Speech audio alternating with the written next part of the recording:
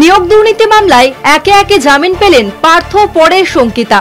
Group C, নবম, দশম ও একাদশ, দ্বাদশ এই 3 মামলায় অভিযুক্তদের হাজিরা দিতে বলা হয়। 75 জন অভিযুক্তের মধ্যে বুধবার প্রায় 70 জন হাজির ছিলেন আদালতে। তাদের মধ্যে বেশিরভাগ অভিযুক্তেরই জামিন হয়েছে এদিন। অসুস্থতার জন্য প্রাক্তন শিক্ষামন্ত্রী পার্থ চট্টোপাধ্যায় হাজিরা দিতে পারেননি, তবে তিনি এদিন 2টি মামলায় জামিন পেয়ে গিয়েছেন।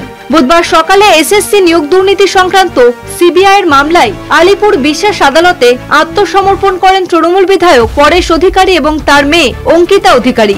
একই সঙ্গে জামিনের আবেদন জানান। দিনের শেষে বাবা এবং মেয়ে দুজনেরই শর্ত সাপেক্ষে জামিন মঞ্জুর করে নিম্ন আদালত। আজকে নবম, দশম, গ্রুপ সি আর আরেকটা কেসে, এই 3টে কেসেতে অ্যাপিয়ারেন্সের জন্য ছিল।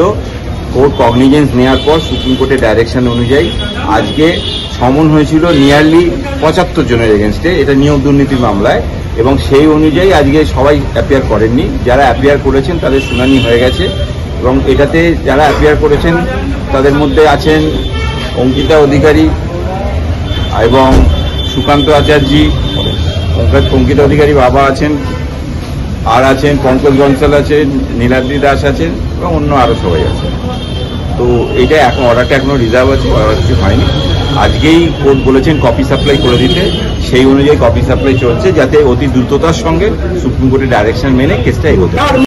নবম, দশম ও একাদশ, দ্বাদশের মামলায় জামিন পেয়েছেন পার্থ। এই 2 মামলাতেই সিবিআই পার্থকে গ্রেফতার করেনি, তবে চার্জশিটে নাম ছিল। এছাড়া গ্রুপ সি মামলায় আগেই সুপ্রিম কোর্টে জামিন পেয়েছেন পার্থ। বর্তমানে গুরুতর অসুস্থ অবস্থায় হাসপাতালে চিকিৎসাধীন পার্থ। 7,000 টাকার ব্যক্তিগত বন্ডে তাকে জামিন দেওয়া হয়েছে। আপাতত আর একটি মামলা রইল তার বিরুদ্ধে। কলকাতা টিভি। পুজোর আগে সাময়িক স্বস্তি প্রাক্তন শিক্ষামন্ত্রী পার্থ চট্টোপাধ্যায়ের। আলিপুরের বিশেষ আদালত তথা এই প্রথম নিম্ন আদালতে জামিন পেলেন পার্থ চট্টোপাধ্যায়। নবম, দশম এবং একাদশ, দ্বাদশের নিয়োগ দুর্নীতি মামলায় 7,000 টাকার বন্ডে জামিন পেয়েছেন পার্থ চট্টোপাধ্যায়। একই সাথে জামিন পেয়েছেন বিধায়ক পরেশ চন্দ্র অধিকারী এবং তার কন্যা অঙ্কিতা অধিকারীও। এই প্রথম সিবিআইয়ের কোনো মামলাতে নিম্ন আদালত থেকে জামিন পেলেন পার্থ চট্টোপাধ্যায়। উল্লেখ্য, এর আগে গত 18 আগস্ট গ্রুপ সি এবং গ্রুপ ডি মামলাতেও সুপ্রিম কোর্ট থেকে জামিন পেয়েছিলেন পার্থ চট্টোপাধ্যায়। তবে মামলাগুলিতে জামিন পেলেও এখনই জেল মুক্তি ঘটছে না পার্থ চট্টোপাধ্যায়ের, কারণ এখনও বেশ কিছু এনফোর্সমেন্ট ডাইরেক্টরেটে দায়ের করা মামলা রয়েছে।